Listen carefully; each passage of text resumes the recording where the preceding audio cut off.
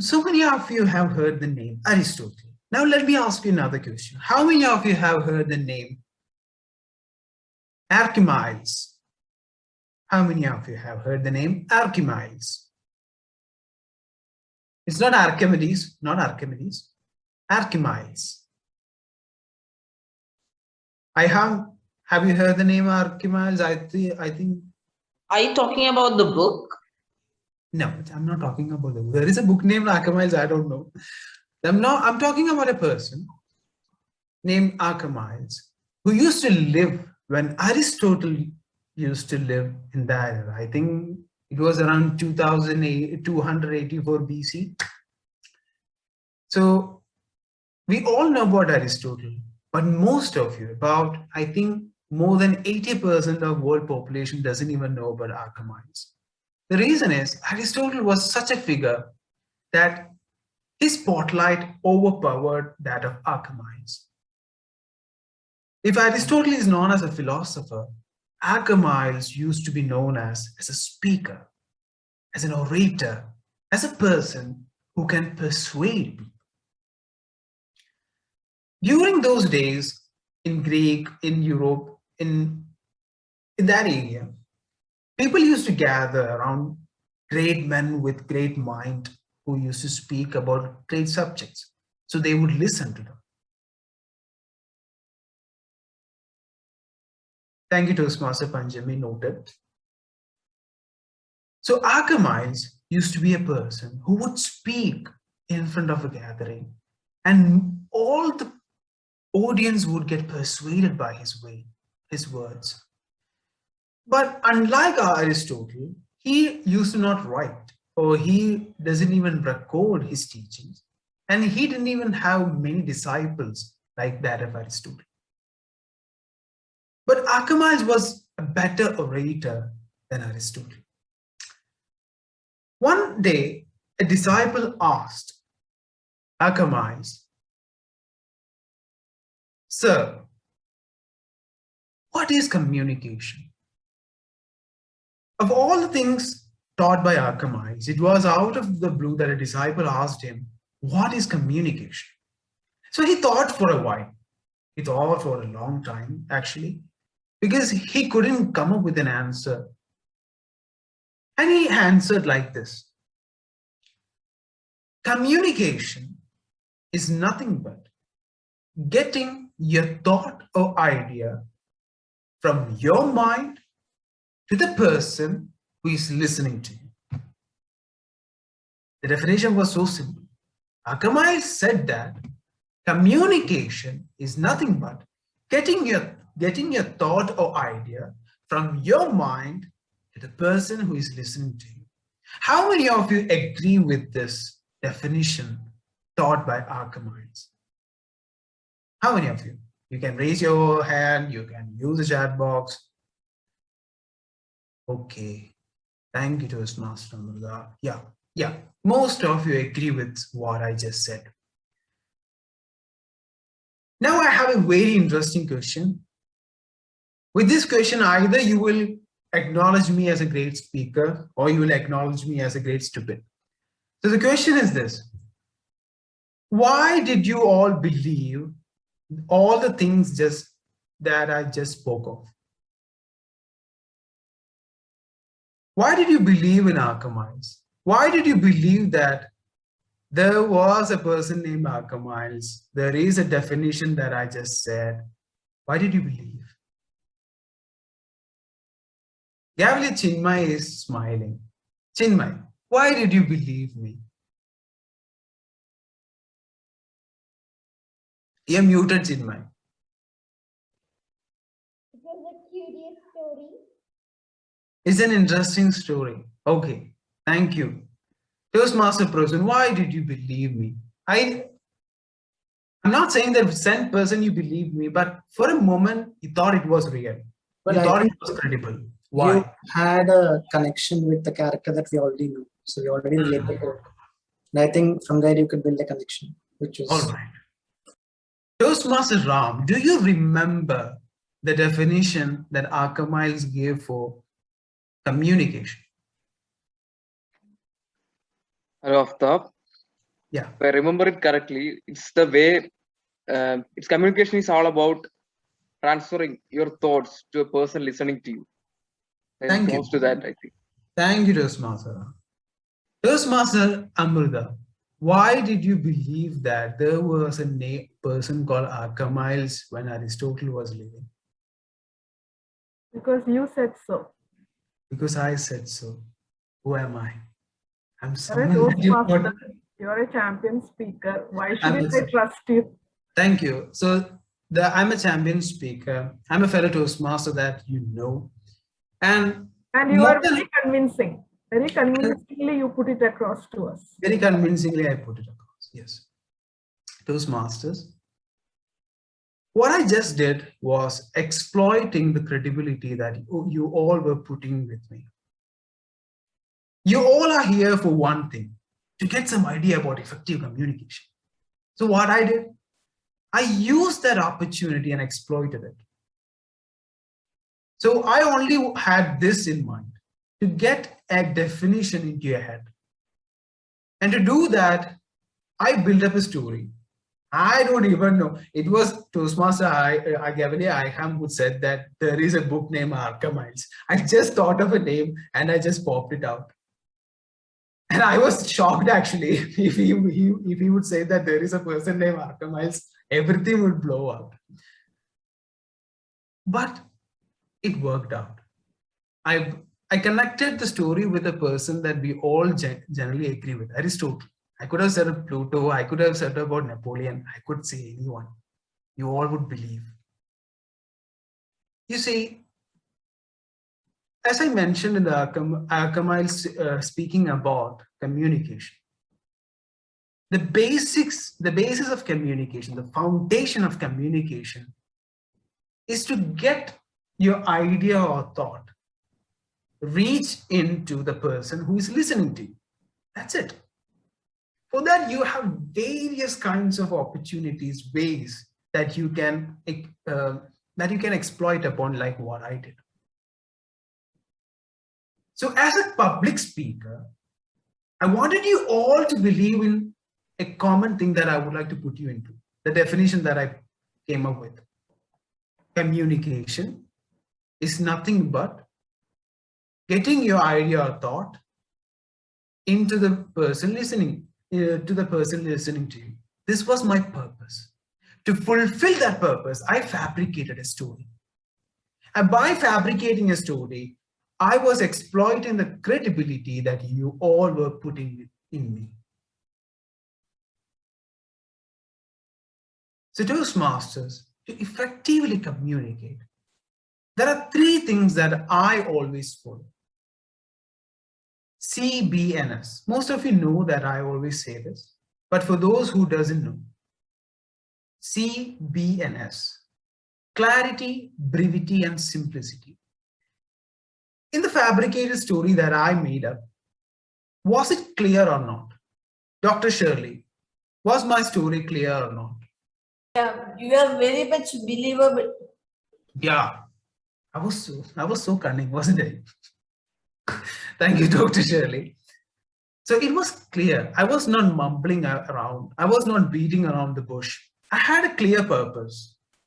So I fabricated the story. I didn't give you that much amount of information. I could have said that Archimedes had a wife, he had 5 children, and he had 200 disciples. I could have go on with my explanation on the character. I didn't do that. Why didn't I do that? There is a thin line in which when you fabricate an anecdote or a story, you have to make sure that it is simple and brevetized. Let it be any content that you create for speaking. Don't give over information. Don't give more than what is needed.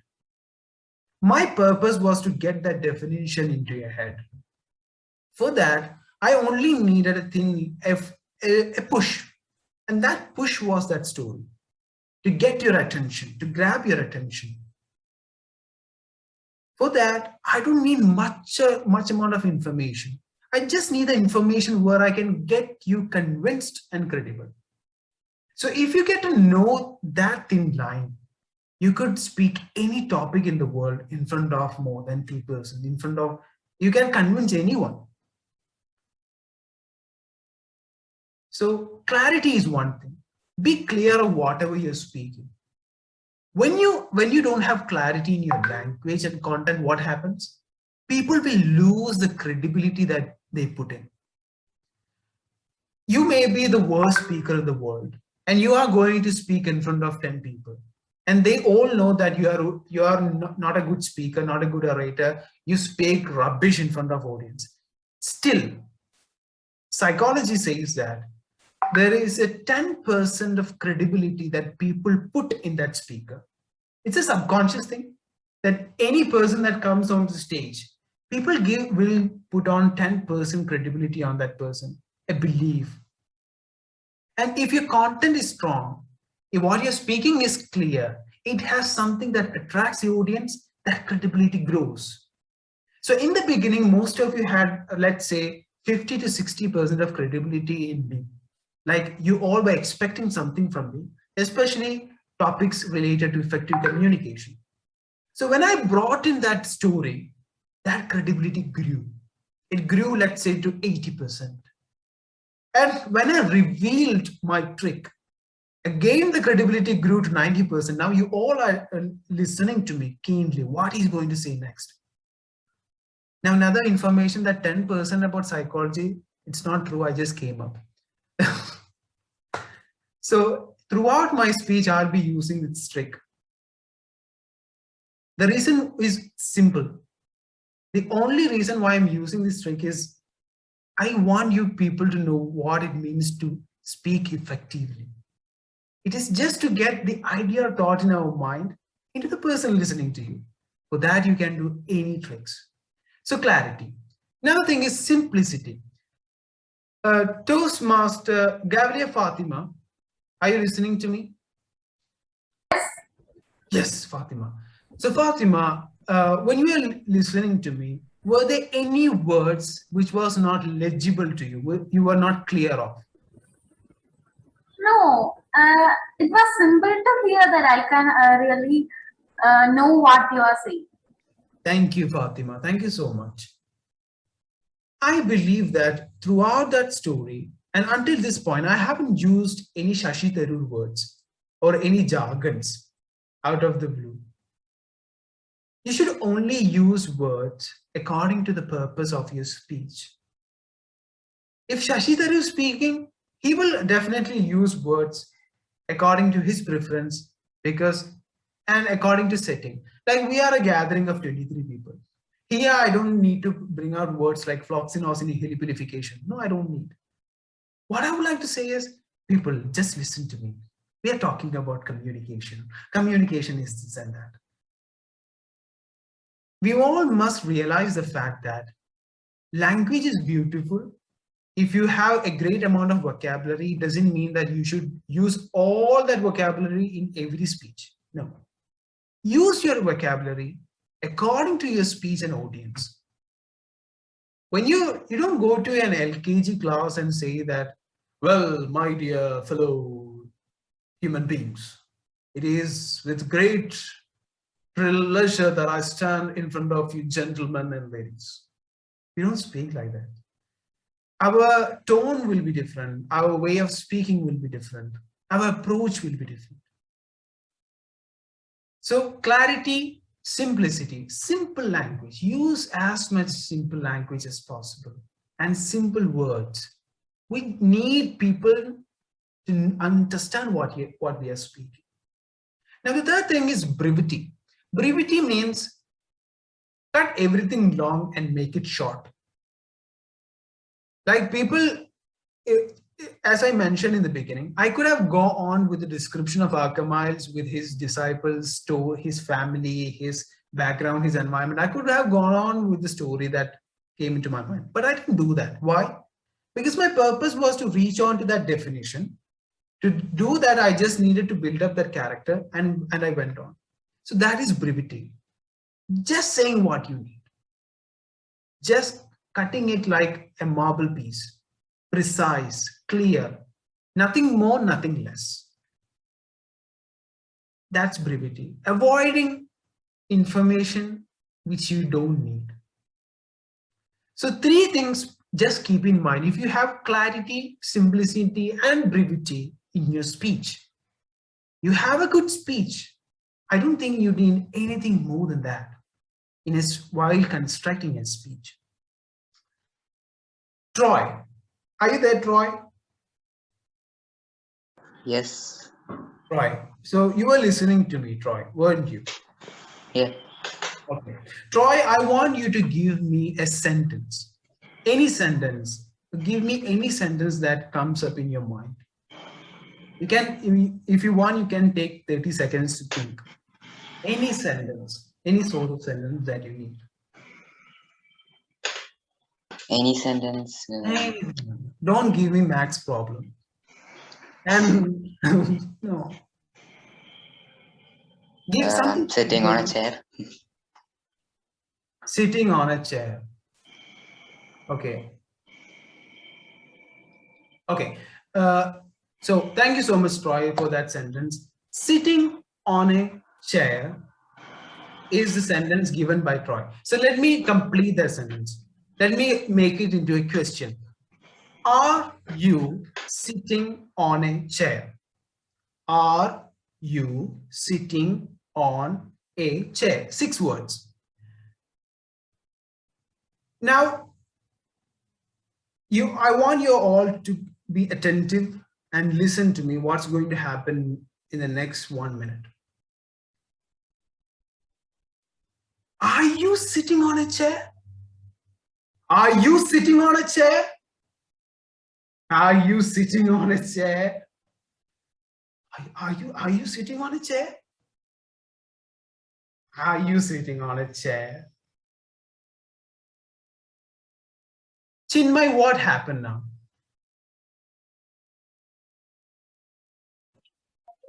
You used more voice modulation. Yes. Thank you so much, Chinmay. Now, Lamia, for every sentence that I was using the same sentence, but different voice modulation. Did you get the same feeling with the same sentences all the time or different feelings? It's the same sentence you were saying. Yeah. Lamia, yes. Yeah, it was the same sentence you were using. Are you sitting on a chair? Yeah. So what difference did you feel, Lamia? The voice was different. Are you sitting on a chair? Yeah. So when my voice was changing, what happened to you? Like when you're listening, what was the idea that's getting into your mind? And you were you were speaking high. Yeah, I was speaking high, I was speaking low. High There were different kinds of high voice. and low. High and low. Were there. Oh, all right. Thank you so much, Lamia. Thank you so much. Now, what I just demonstrated is voice modulation, as Gabriel Chinmay and Gabriel Lamia said. But I was using the same sentence, but I was having 5 impacts on the same sentence. 5 years ago, how many of you have heard the name Shammi Tilagan? Shammi Tilagan. How many of you heard the name Shammi Tilagan? Yeah, familiar name. Very familiar name. Yeah. So to Toastmaster Vishnu, who is Shammi Tilagan? He is the son of Tilagan. Yeah, he's the son of Tilagan. He is known for dubbing. Precisely. That's the answer that I was looking for. Thank you so much, Toastmaster Vishnu. Shammi Tilagan, we all know him as son of the great actor Tilagan. We all know him as a wonderful actor. But above all that, he is a stunning dubbing artist. Now, do you all remember the character? I don't know whether the Gavaliers know, but Mundakal Shegaran. So for the voice of Mundakal Shegaran in the original movie, the voice was given by Shammi Tilagan. And if you listen to that, if you see that movie, you don't even realize that it was Shammi Tilagan who was giving the voice for this actor. But it was he who was giving such a wonderful dubbing and making us believe that it was that actor who was speaking. Now, Shammi Tiragan came in an interview, and the interviewer asked, so for your dubbing, is there anything particular that you do? So Shammi Tiragan replied, I don't do anything particular for keeping my voice straight, but there is something that I always keep in mind. It is something called as presence of mind. He demonstrated the same experiment that I just said in front of that reporters in that reporter channel. He used the same sentence in 5 different feelings. One angry, one sad, one confused. If I say, are you sitting on a chair? My voice with such impact will reach to you in a way that it will inflict a quite intimidation, anger, worry. If I say, are you sitting on a chair? My eyes, my facial expressions, my voice modulation, this will give you an impact in a way that it will create a sense of curiousness, a sense of worry, a sense of doubt. Why did he respond like that? So why I was bringing up this thing is that voice modulation is a big thing when it comes to speech delivery.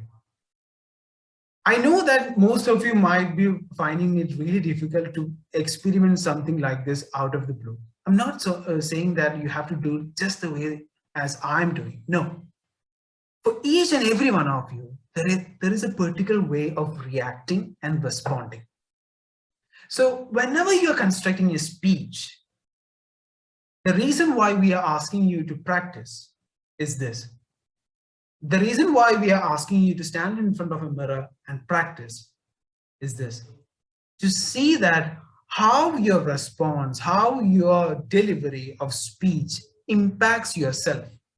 So when you're standing in front of a mirror and you're practicing the speech, your facial, you can see your facial expressions.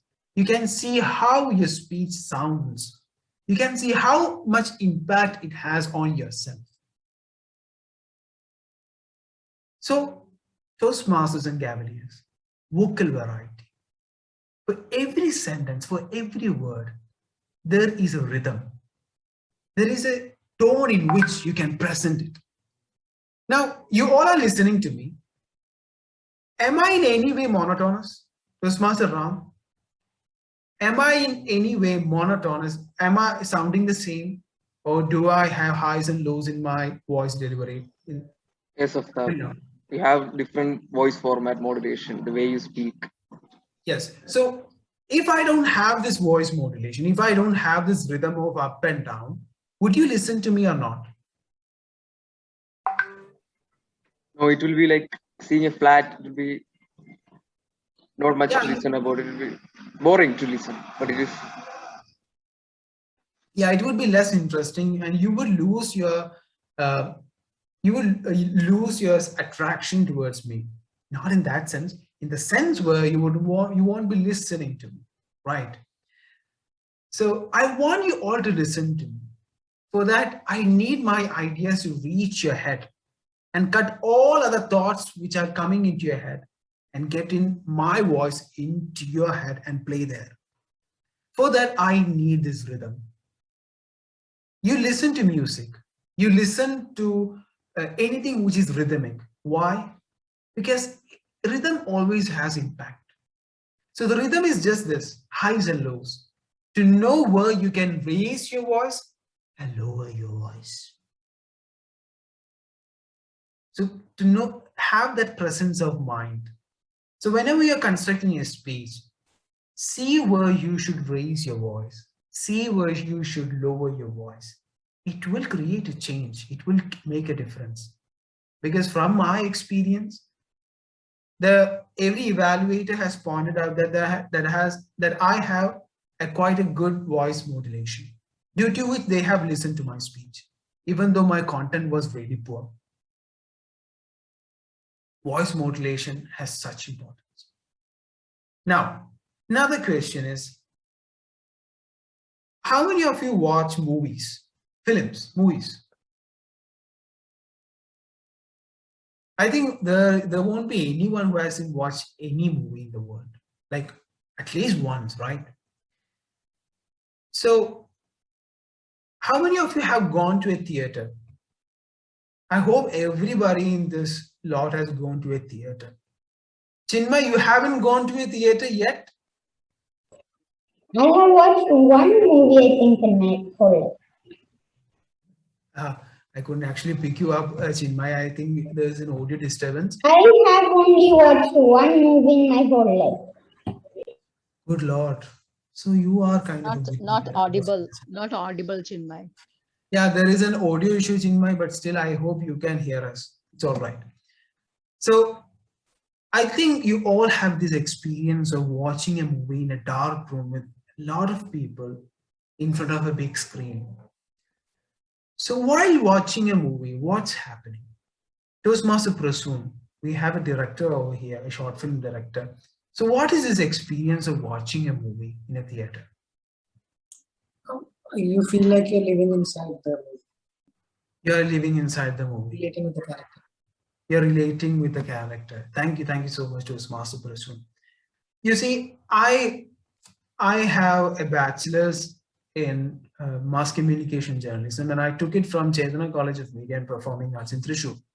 So there is a wonderful person whose name is Joseph Lasser, a photographer, a commercial photographer, as well as a wildlife photographer. He used to take us a paper photographing. He is a wonderful teacher. One day he came up to the class and asked, what is this experience of watching a movie? Have you ever had this feeling that you are peeping into another person's life while watching a movie? And I thought for a while, wow, that's a really nice observation.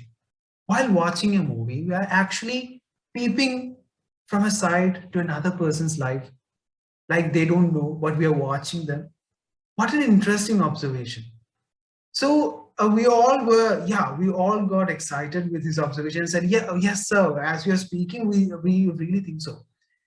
And he said, we human beings have this habit where we like to be the witnesses of events of other people and our surrounding. We like to be a witness every time. Why do we always get into gossips? Why do we always listen to things, even though we don't believe them, even though there is no much credibility? We love to listen to other people's story because we love to use our imagination and create the plot where another person is saying that, okay, did you know that last day I went to Ooty, man? In Ooty, I was chilling with my friends. We had a lot of fun. We visited this garden. Even though another person is saying this story, our imagination works at the same time and creates a simulation where we are placed in Ooty, where we create our own Ooty, our own park, our own chilling time in our mind. We witness the situation in our mind when another person tells a story. I hope you got this point. I want you all to be aware whenever you're listening to a story, whenever you're listening to something or listening to music, anything, just be aware of your mind. What's happening in your head? Your imagination gets kicked in and your imagination use that inputs and create a world in front of you, inside you. And you start seeing it in your head. Nobody else knows. It is just you. Like in a movie theater, you're sitting in a dark room, seeing a big picture on that big wall in your head. While speaking, when you're delivering a speech, give this experience for the speakers. When I said all these things, when I said theater, when I said this big screen theater, you all were there in theater. You all had theater in your head. You all remembered the experience of going into a theater. When I told about Archimedes, when I told about Aristotle, you created a simulation in your head. You created a character called Archimedes in your head. You were witnessing Akamai speaking in front of a crowd. You were witnessing Akamai talking to his disciple. I didn't ask you to do that, but you did so. Why? Because I made sure that you were witnessing that situation in your head. We love to be witnesses as human beings. To be an effective communicator, especially a public speaker, what I always ask whenever anybody asks me, I give this tip. If you can, make your listener a witness of what you're speaking. Let their imagination run wild. And if you can do that, no thought in their head would come in play and cut that connection between you and the speaker. So what happens in every boring speech? After 1 or 2 minutes, another thought comes in the mind, and the connection between the listener and the speaker get crossed. And that's it. And for the next 20 minutes or 30 minutes, even if the speaker is talking about his wife or girlfriend, he won't listen. He would be lost in his own thoughts. Because he is not satisfied with the imagination that's given by the speaker. So I, as a speaker, always look into this topic. Can I give that platform, or can I give that experience for my listeners where they can use their imagination and be witnesses of their imagination? Whenever we speak, whenever we listen to something, see something, hear something, taste something, whenever we use our 5 senses, our imagination works, it simulates, it creates experience in our head. So when you're a public speaker, when you're a public speaker, when you're communicating one-on-one with another person, try to give this experience if possible. And you all might be thinking, Aftab, it's easy for you to say, you're Aftab, you're kind of a champion speaker, you can do that. No, you all can do that. We all are doing this day by day. As a mother transfers stories to her child. I think mothers are wonderful speakers. They are brilliant communicators. I think mothers are the first person who really ignites that imagination in a kid's brain. I think you all have heard stories from your mother, your grandparents, from a really young age. What happens? We don't really understand the story actually in our young age, but our imagination works. It simulates something in our head. It creates imageries. It gives us something to watch in our head, to experience in our head. As a public speaker, that's what I as a person always try to do, to create that experience. And if possible, always try to bring yourself into that story. People love to hear other person's gossips, other person's failure. It's not a bad thing, actually. I don't think it's a bad thing, but people always have this witnessing syndrome. I don't know whether I can call that, but people love to know another person, another people, another story. That's why we always are obsessed with news. So I began with a fabricated story. I came across clarity, brevity, and simplicity. Now I'm here where I'm asking you all to use your imagination. Give an opportunity for your listeners to use their imagination. Another thing is purpose. Purpose actually comes first, I believe. For every speech, if it is a prepared speech, I'm not talking about impromptu speech, I'm talking about prepared speech. If you're delivering a prepared speech, you should have a purpose. What you want your listeners to listen to you. If you have a clear idea about what you want to convey, I think you can do wonders in constructing a speech. The example is my fabricated story. My purpose was clear, to just give you that definition. And to do that, I fabricated a story and you all believed in it. And I asked Ram whether he understood it. He understood it and he gave the same explanation back to me. So I was 100% successful. Purpose should be clear. If you have crystal clear purpose, you can change anything in your speech. You can bring in anything in your speech. You can fabricate anything. When I began my journey as a Toastmaster, I think it was Division Director Distinguished Toastmaster Vineet, then Division Director. He called me once and he asked me, "Aftab, how are you? How's your performance in the club?" I said, "Well, so, okay, sir, I'm doing my 6 projects. I'm doing good. So how do you deliver a speech?" So I was so confused. How can I tell to a man how I should deliver a speech? Then he asked me something really specific. "Do you use anecdotes?" I said, I was 18 back then. So he asked me whether I use anecdotes, which means whether I share stories of my own life experience. And I was like, I'm 18-year-old. I don't have that much amount of experience. What I do? So I told him the same problem. "Sir, I'm just 18 years old. I really don't have anything extraordinary, like Indran's in the movie Home. I don't have anything extraordinary in my life, sir, to share with people. So what do I do?" He said, "Fabricate." I was for a moment shocked. Wow, that's an interesting way. He said, "Place yourself anywhere you want. You can even say you met Mahatma Gandhi. Don't worry. It's just that whether you are able to convince your audience. What is your purpose? To meet your purpose, you can fabricate your story. You're not doing something bad over there. If your purpose is for the good of the people, you're not doing something bad over there. You're just fabricating something so that it is much easier for the people to listen to and understand." From that day onwards, I was really trying to build up many personal stories which were really fabricated. And I'm really proud of many of them. I actually planned one where I actually met with Yeshudas and I sang with him. And I thought it is something really went overboard. So I canceled it in my speech.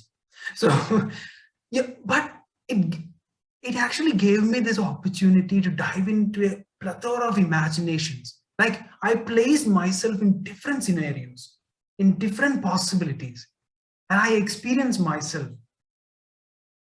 Our imagination is within ourselves. Nobody is going to judge it. Nobody is going to slice it into different pieces. Nobody is going to be prejudiced. Nobody is going to evaluate it. I always dream myself standing in an Oscar award night, holding the Oscar award and delivering a speech. I always do that. And it really fulfills me.